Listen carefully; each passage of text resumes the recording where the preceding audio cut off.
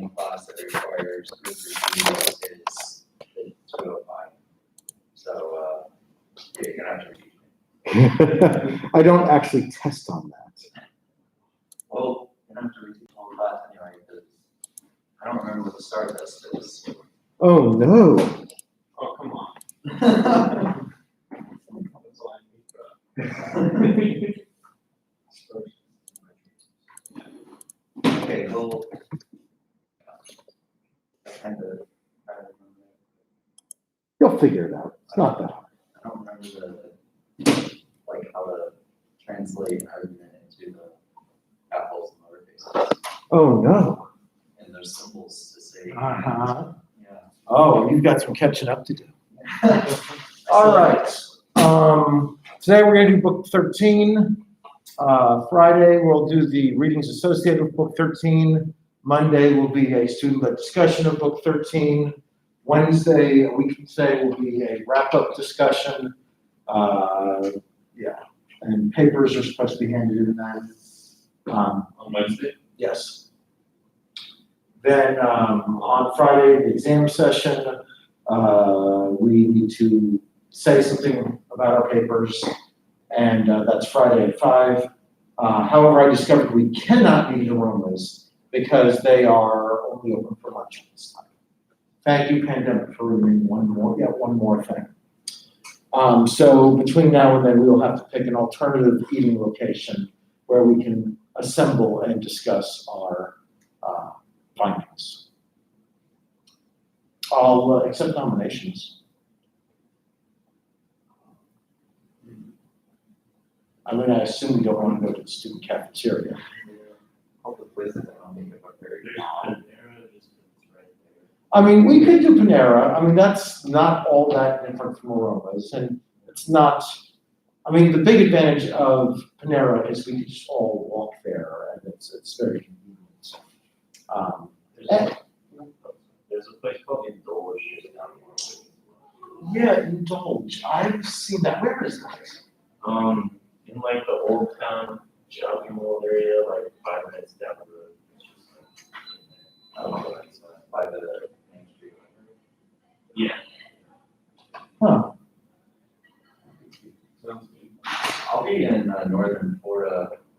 You should pick a coffee shop down there.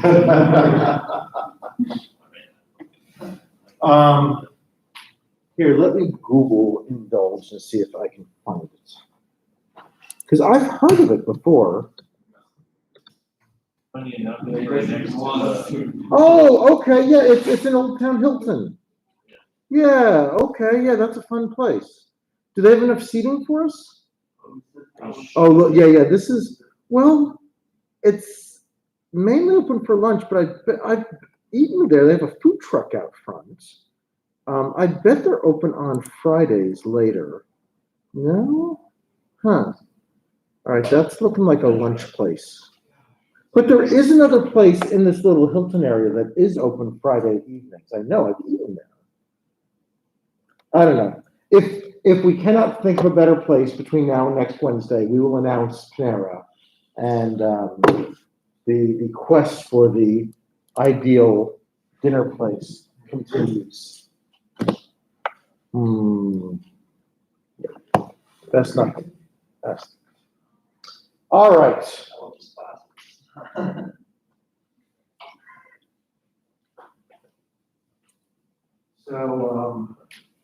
let's see. Yeah. So this is the formula for creation. No. Actually, this is sin. And this is the formula for the fall. Very clearly. Formula for creation over here. Yeah. Interesting. So this looks like the formula for the Trinity. Now this is the Arian version, so watch out for this. You don't want this, that's the heresy. This is the Orthodox formulation. Oh yeah, that looks. All right, so today we are doing book 13. This is Augustine's account of creation. And if you look closely, you will see that Augustine cleverly bookends his narrative with a story of rest. If you return to Augustine, book 1 in the very first section, the initial opening clang is, "Our hearts are restless until they find their rest in you." In book 13, on the seventh day of creation, and he will systematically go through the days of creation, but on the seventh day of creation is the eternal rest. So what is foreshadowed in the first section of book 1 is reached finally, the pinnacle is reached in book 13. I go to school for rhetoric or something. You know, it's almost like this guy's using literary devices, he's clever, he's using symbolisms, he's finding metaphors that, you know, nobody has found in centuries in Genesis. Yeah. You know, he finds that Genesis teaches that Plotinus is correct. All sorts of interesting things going on here. All right, so initial thoughts, impressions, observations, questions on book 13, Augustine's metaphorical interpretation of Genesis creation story, and especially the days of creation.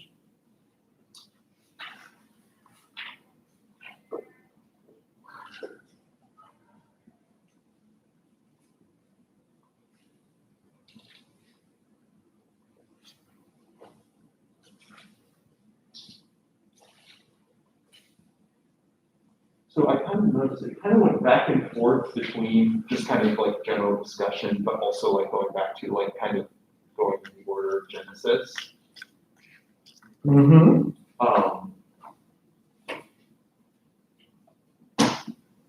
Like many extemporaneous preachers who are purportedly teaching on a certain passage, they reference the passage and something derived from it occasionally, and then somehow they end up on some rabbit trail that seems pretty far removed.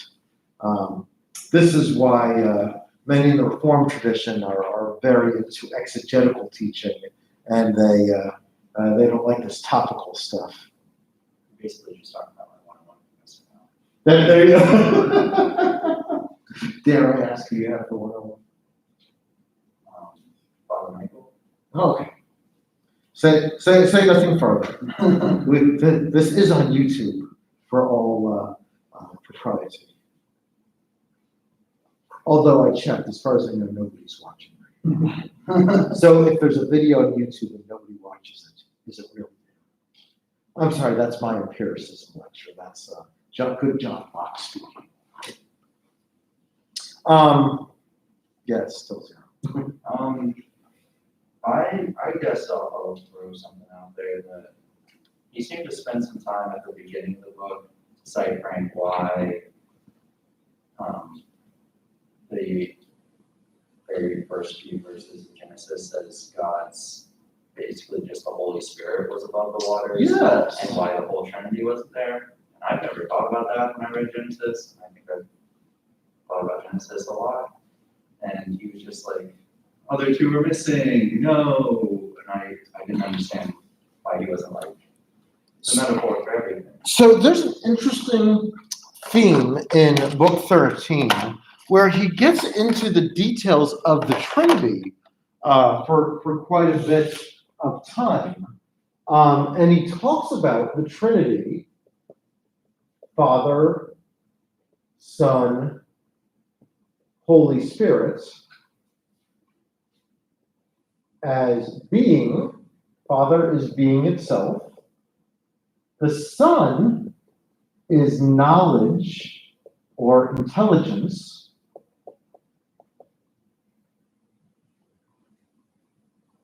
And the Spirit is will. And there's significance between being and knowledge, because that looks an awful lot like Plotinus. The one is the ultimate origination of all things. Nous, intellectual principle, emanates from the one, which looks a lot like knowledge. And then from that you get soul and nature. Now you don't have an analog here to the Holy Spirit, but being sounds a tremendous amount like one, and knowledge, intellect sounds an awful lot like nous.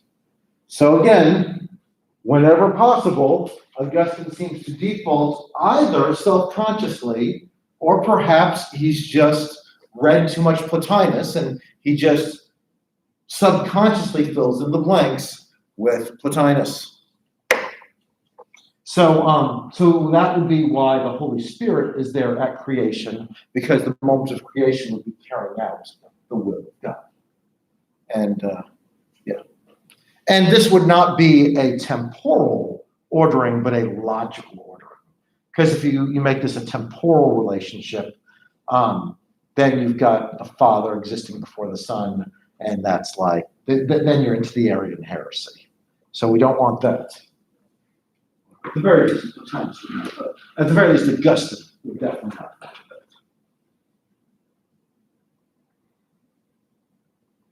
I have a question about chapter 3, where Sure. he describes the let there be light. I'm kind of confused of what his interpretation of that is. All right. What you said at the first foundations of things, be light made, to be light, and light was made, I not improperly understand as applying to spiritual creation, since there was already some sort of life which you might illuminate. But just as it had no claim on you to be such a life as could be illuminated, so also now that it existed, it had no claim on you to be given light.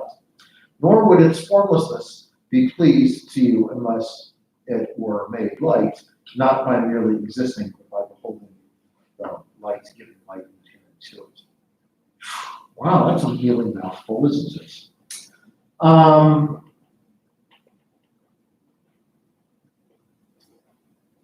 So light is the spiritual realm, not the earthly realm. Well, that can't. But I mean, I wouldn't think that's a good interpretation, because then, the sun is not created. The sun is not yet created until, is it day 3? So this is his explanation. How is there light without a sun? His explanation is because this doesn't refer to physical creation in which physical light from the sun might fill, but it refers to the creation of the spiritual heavenly realms, perhaps including the angels, that kind of spiritual creation. That's my best guess. I mean, at this point we're into some murky deep waters.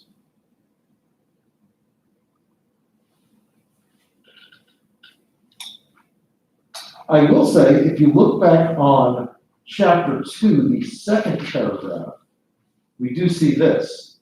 What claim did corporeal matter have on you, merely to be invisible and without form, since it would not even be such except because you made it? Hence, since it did not exist, it could have no claim on you. Okay. What claim did inchoate spiritual creation have on you, except to float and flow about, dark sun, like the deep, but all unlike you, unless it were converted by that same word, logos, intellectual principle, to that same word by whom it was made. All right, so I'm going to seize on to the spiritual creation in this sentence and say that's what he is comparing the creation of the let there be light moment to. But here, I mean, here we're at a different point than most contemporary Christians. I mean, even if you want to be sort of a metaphorical interpreter of Genesis day 1, most people would think maybe this is like the Big Bang. Let there be light, boom, there's an explosion of light, and matter enters the universe, and we have our initial creation moment, creation act. ex nihilo.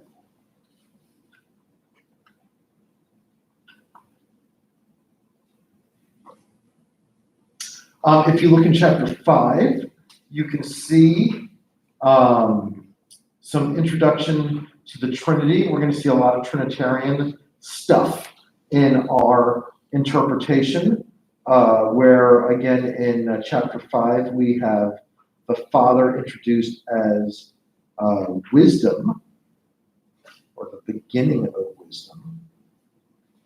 By the name of God who made these things, I now understood the Father, and by the name of beginning, the Son, in whom he made them, and by believing my God to be the Trinity, as I did believe, I searched into his holy words, and behold, your spirit was born above the waters.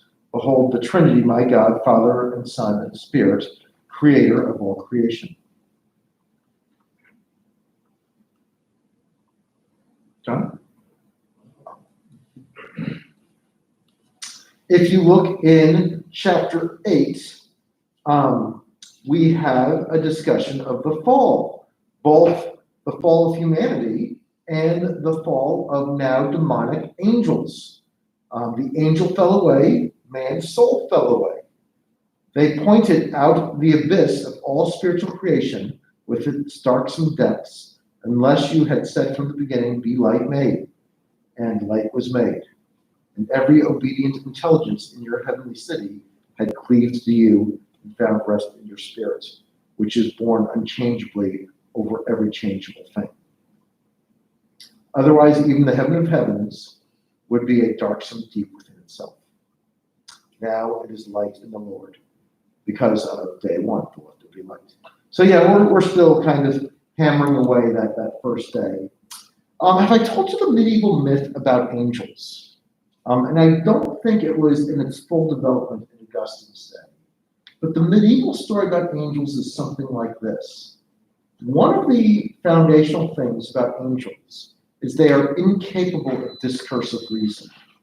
In other words, they can't reason themselves into or out of things, which means once a decision's made, there can be no sort of reasoning to unmake that decision, which is why on the traditional story that there can be no redemption of fallen angels, because there's no way for them to discursively get back to what they've lost. So the story of the fall of angels works something like this on the medieval accounts. At the moment of creation, each independently created angel has the choice to either turn towards God and be forever enamored by the vision of God, or turn away from God and be forever sort of stuck in that choice to turn away from God. So that's the medieval story of the fall of angels, is that at the moment of creation, rather than turn towards God, they turn away from God. And since there's no discursive reason in angels as opposed to humanity, there's no way for them to reason themselves out of that initial foundational choice. Let's see, what else do we have?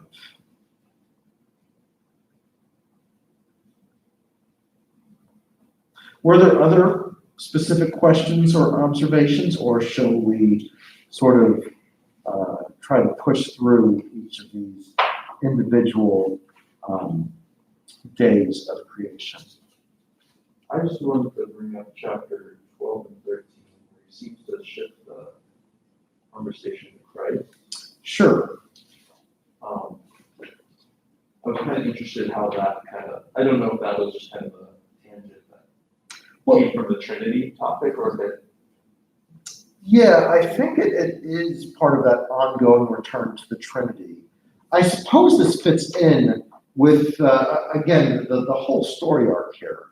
If you go back to book 1, if the Augustine story is to go from our hearts are restless until they find their rest in thee, then it would make sense when exegeting Genesis and ending in the rest of God, in the Sabbath rest of God. It's not any great surprise that a lot of time is spent on sort of theology proper. If our rest is found in God, we should spend some time talking about what or who is this God that we find rest in, which is why we keep returning to it.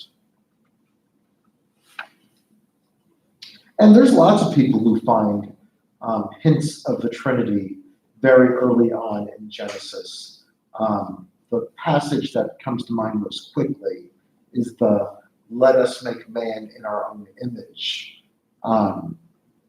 So this, if we believe that the Bible teaches that humanity is made in the divine likeness, the image that we're made in, if God's going to refer to him itself as us, something like a Trinity, has to be what's going on. Otherwise, the us has to refer to like angels or something that's not God. So unless you have a God with multiple persons, that passage is very hard to make sense of. If you want humanity to be made in the divine image. So yeah, we've got the thirst for the living God. In chapter 15, we get the discussion of the separation of the firmament and the earth. So for this sort of era of Christians, it was thought that in initial creation,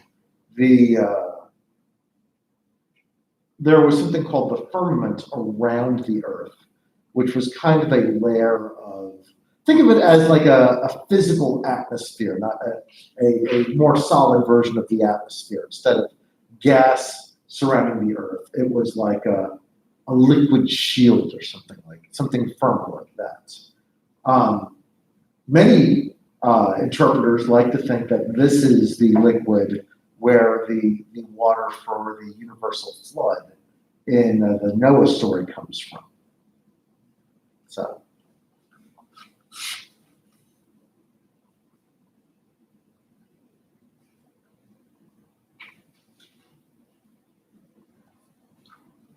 So we have the creation of the firmament, the separation of physical earth from the extension into the heavens in chapter 15.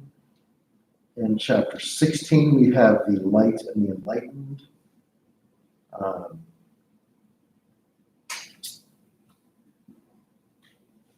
Let's see, in 18, let there be lights made in the firmament. This is the creation of the sun and the moon. If you get into the Hebrew for let the greater light and the lesser light be made, the Hebrew explicitly goes out of its way to avoid using the words associated with the Middle Eastern deities, sun deities, and sky deities, because the author of Genesis wants to be clear that this is in part is a polemic against those deities, and instead claims that the sun is not a deity, but instead a creation of Yahweh. Let us break our bread with the hungry. Let us bring the needy who is without roof into our house. Let us clothe the naked, and let us not despise those of our own flesh. When such fruits are born out of the earth, see how good it is. Let our light that lasts, but for a time break forth. And as we pass from this lower fruit of action to the delights of contemplation, and obtain the world of life on high, let us appear like lights in the world, holding fast to the firmament of your scriptures.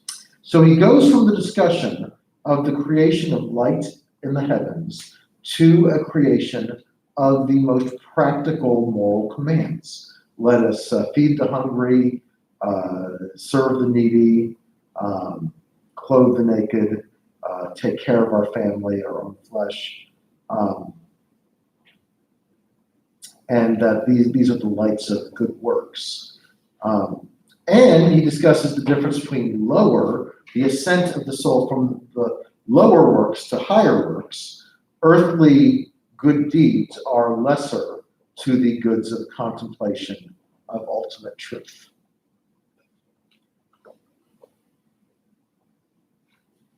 This is somewhat reversed from many contemporary attitudes that would rather prioritize the practical helps and de-emphasize the metaphysical contemplation, which is why we have an anti-philosophical bent to our society. Frankly, that makes recruiting majors very difficult sometimes. Yes? I won't, we probably get this a bit later, but real quick, I want to mention chapter 24, where he's discussing the command to increase and multiply. Yes. It's kind of funny. It's kind of a stumper for him with his anti-sex rhetoric. It seems like he had to write a little quite long chapter. Right, because what you have to have is the marriage is good, multiplying is good, the way of getting there isn't so good, or the way of getting there is currently corrupted, is the proper interpretation. But yeah, that's quite right. I don't know, I've heard that command be referred to as just about the only command that humans have done a good job fulfilling. Yeah, 7 billion, not bad. Increased and multiplied. I'm sure God is very impressed. John? Is there like a reason given why sex is so like looked down upon, or is it just said to be taboo? No, it's definitely not just said to be taboo. I mean, there's a couple different interpretations here. One interpretation is to say, well, this is not the Christian emphasis at all. This is just Plato, the dislike of materiality. That's one bent you can go. And certainly there's a thread of that's present. But on many theologies, the original sin may have involved sex. So again, just like we're given metaphorical interpretations of creation, many people give metaphorical interpretations of the fall. So we have a fall including forbidden knowledge that makes one a sort of moral being having knowledge of good and evil. It involves a phallic symbol in the story, a snake, and the eating of forbidden fruit. I mean, to this day, we use forbidden fruit as a metaphor for sexual temptation. So there's a long history of finding sex, at least being very closely associated with the fall in Genesis. So I think there's at least those two threads. And then I guess there's the third, perhaps a third thing. I mean, it surely seems that in sex we are sort of embracing our animality more than our rationality. And a lot of the ancients thought that was degrading in some way. Because for this activity, you're kind of operating on a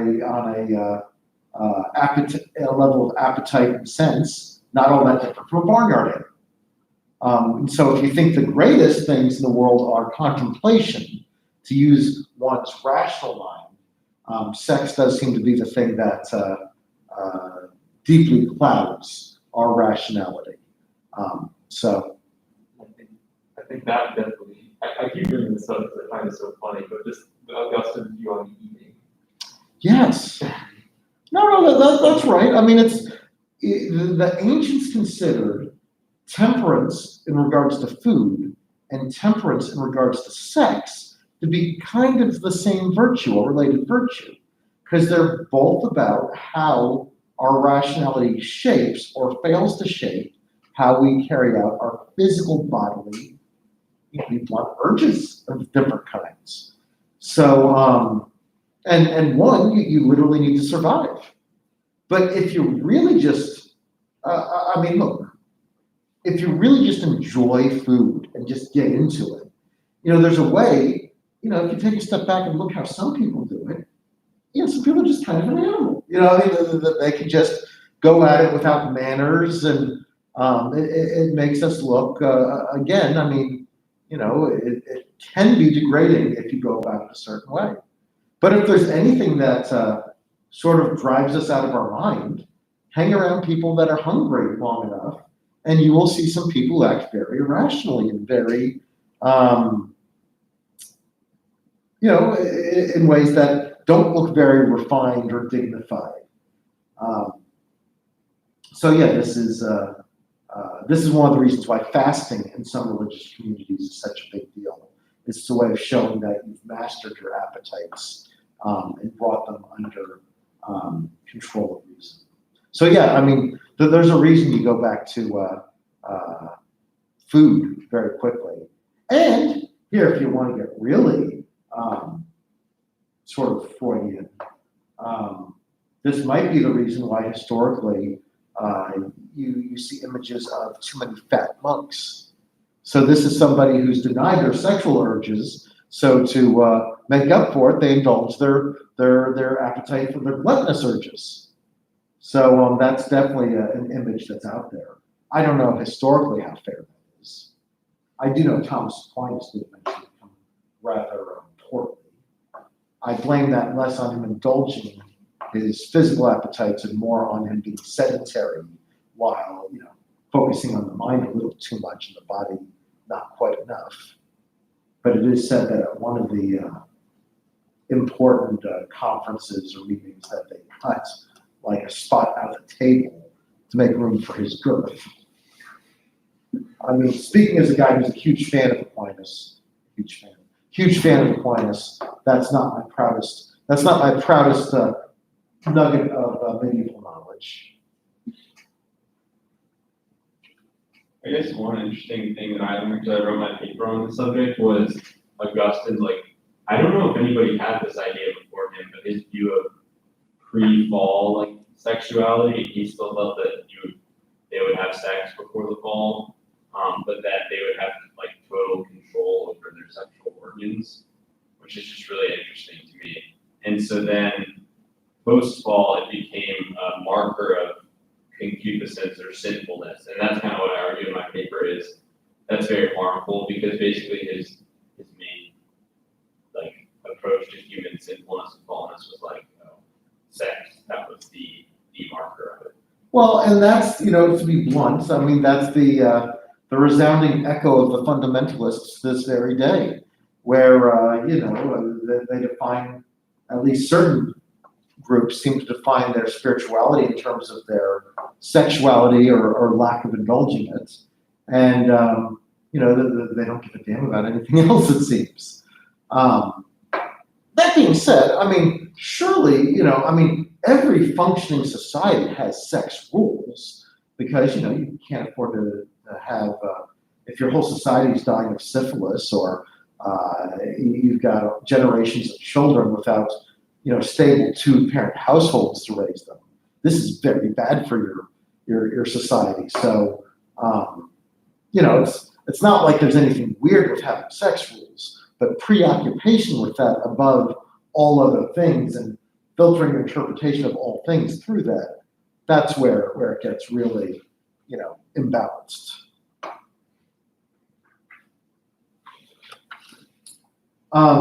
In chapter 20, we have the creation of water and the living things in the sea. The very natural way to interpret water imagery, of course, is baptism of sorts.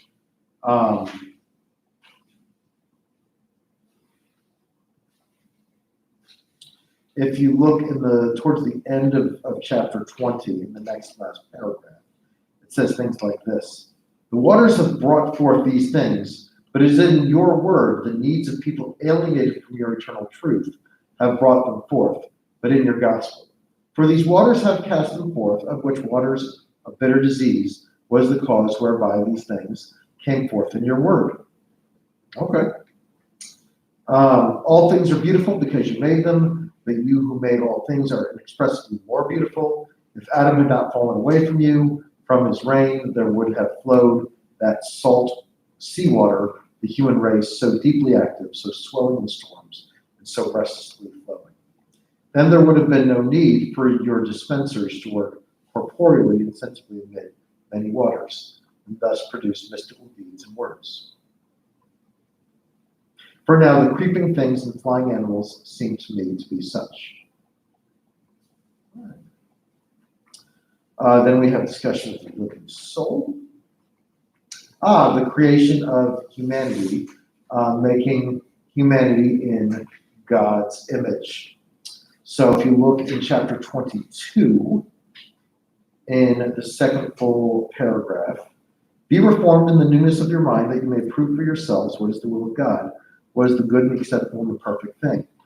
Therefore you do not say, let man be made, but let us make man. And you do not say according to his kind, but to our likeness, our image and likeness. For since he is renewed in mind and perceives your truth, that he's understood, he does not need a man to point the way, so that he may imitate his own kind. By your direction he establishes himself what is your will, what is good, and the acceptable and the perfect thing. So it's often thought that the key trait of making man in God's image is, again, rationality, the mark of the living soul, is the living human soul. What distinguishes us from the rest is our connection to intellect, which again you can even trace back to Plotinus, because soul stems from nous, which is intellectual principle, rationality itself. We've got the discussion of having dominion over all things. We have then increasing and multiplying.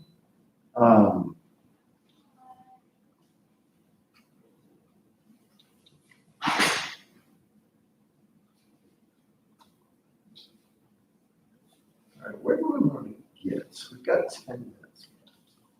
We've got an ending praise. Oh, and of course, ending all the way in chapter 36.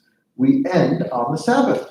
So 36 and 37, the seventh day represents the everlasting Sabbath in heaven, the eternal act, the eternal rest. To end the earthly experience of space-time is to enter a kind of eternity and rest, at least for the blessed. And we end with the last paragraph. What man will give it to a man to understand this? What angel will give it to an angel? What angel to man? From you let it be asked, in you let it be sought. At your door let us knock for it. Thus it is received. Thus it is found. Thus it is open to us. This is a reference to the seek, the knock, seek, find passage in one of the Gospels. So we find the eternal rest in God. One of the interesting things about Islam is the creation story, of course, is very similar, except there's no Sabbath because they don't want God to be portrayed as needing rest. Do you think there's a line of that in Christianity that's actually present, or is it just I no think, more about Sabbath? yeah, so Sabbath's interesting. I mean, I don't think there's anything in Genesis that suggests that God needs the rest. But simply it represents a ceasing of creation, a stopping and perhaps a contemplation of it or enjoyment of it. Which is why at the end of each day, it's pronounced to be truly good. For what it's worth, my own observations about Genesis is something like this. The first 3 days seem to provide sort of structure or form to the world. And the next 3 days are about filling the world. So we've got light, we've got earth, we have the physical universe, along with, I think, seas. Then we have, I might be getting the order wrong. Then we have fish, animals, and humanity. So forgive me if I've got something wrong in the order here. That would be moderately embarrassing if I am doing this completely from memory. And then, of course, once you've got the structure of the universe laid out, and once you've filled it, then you enjoy it. You appreciate it. So the point of the Sabbath, as far as I can tell, is that we need time to not weary ourselves with constant work, but to enjoy the good world that's been created. And if you're, I think we can find references to this. The New Testament principle: the Sabbath was not made for man. Or rather, man was not made for the Sabbath, but the Sabbath was made for man. If the Sabbath was made for man, then it wasn't God that gave the Sabbath; it was us. And frankly, as a guy that likes to enjoy his rest time, his weekends, when you're 18, you guys can just keep going and be mostly okay. But by the time you hit your 40s, you really enjoy your weekends, and need to nap a little bit in front of watching some football or something. I mean, if it's a slow game, not if you're watching Tom Brady.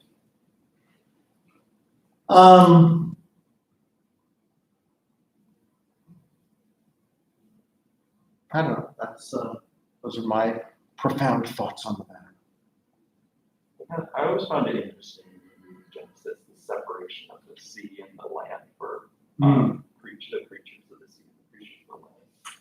Because it is like, when you think about it, just like logically, you just like look at them like it's two different worlds, really. And the fact like we talk about space travel so much when we haven't even explored most of the ocean, so we've explored a tiny percent of what the ocean has. And so it is kind of interesting that we kind of live on two worlds, and that like Genesis very distinctly separates them. Sure. And it's not just two different worlds, but most of the world is underwater. Frankly, what a strange place to live. I mean, and we still discover new species, which is frankly why we shouldn't just dump everything in the ocean. We should figure out what's there. I guess it's just at least since the time of the TV series Sequest, there's not been thought to be much interesting that we might find under all that. But yeah, that certainly seems like an undertapped frontier.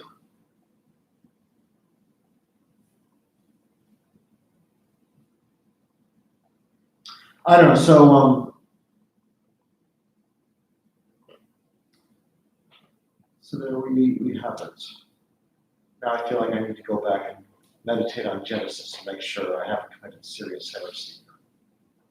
But I kind of like it. So remind me, is it earth and firmament in day 2, and then sea and land in day 3? That sounds right. I used to know such things, and I crammed too many useless tidbits of information in. And now I'm lucky if I can remember my own name.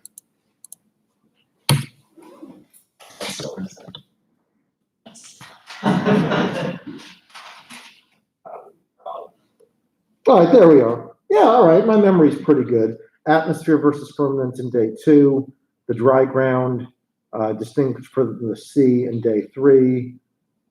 Day 4 is the sun, moon, and stars. All right, I got that wrong. Oops. And then 5 is birds and sea, and 6 is land and humans. Huh. All right. I mean, assuming that they haven't gotten that wrong. I don't know who these guys are, so you never know.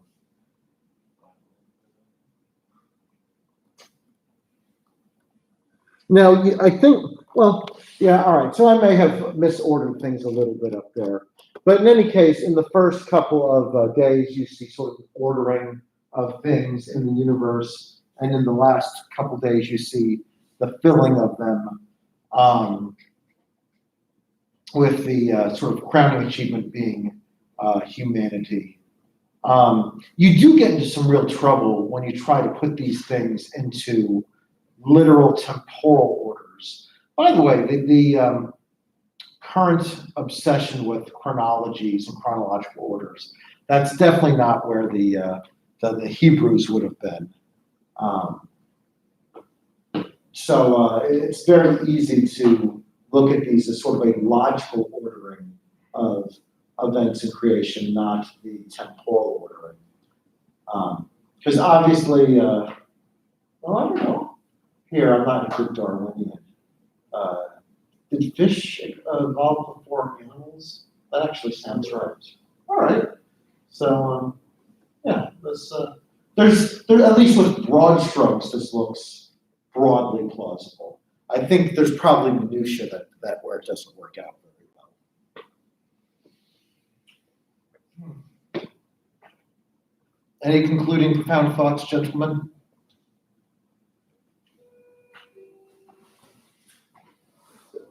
I better erase all this before I leave up evidence of my poor academic skills.